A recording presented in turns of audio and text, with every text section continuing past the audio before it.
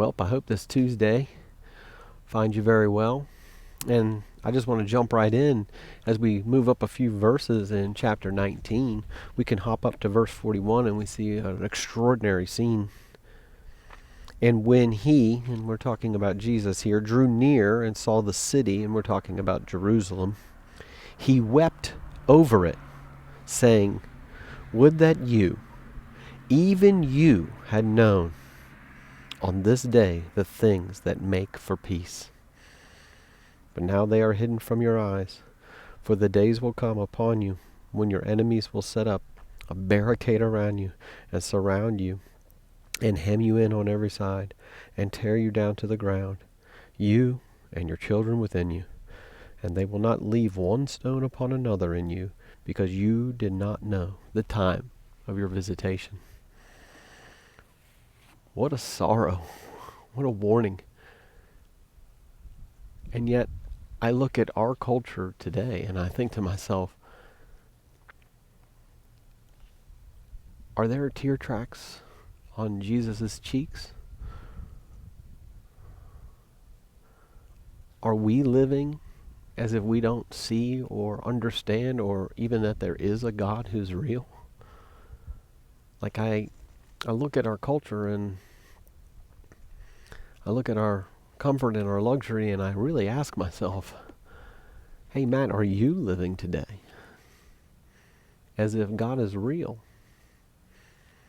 And we have to watch out. I mean, there's obvious times where we can see people who are living in definite rebellion against God, and there are times where I think a lot of us would put our hands up and say, you know what, I probably worked a lot in my own power today because I certainly don't feel peace. But there's also times where I'm like, there are beautiful, scriptural disciplines and prayer disciplines, and you surround yourself with, gospel stations and radio stations and all of these things where you can do them and it makes you feel as if you're kind of close to God, but in reality, you live the day as if he doesn't exist. Not one relationship around you has changed. Nothing at all in your family dynamic has changed.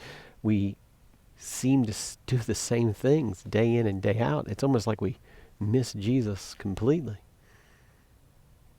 And so I think what we're learning here in Luke 19 with Zacchaeus in day 1 and Jesus' tear tracks in day 2 is that not just putting aside time, not just taking deliberate and intentional time for God is or will do any good, but it's actually allowing him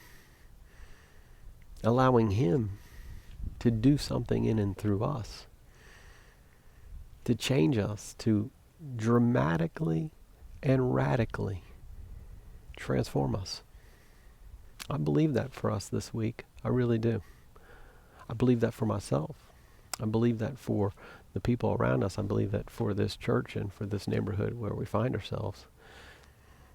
And so God, I just ask you for each person watching this and for people working in these journals, draw them in closer to you and have your way with them.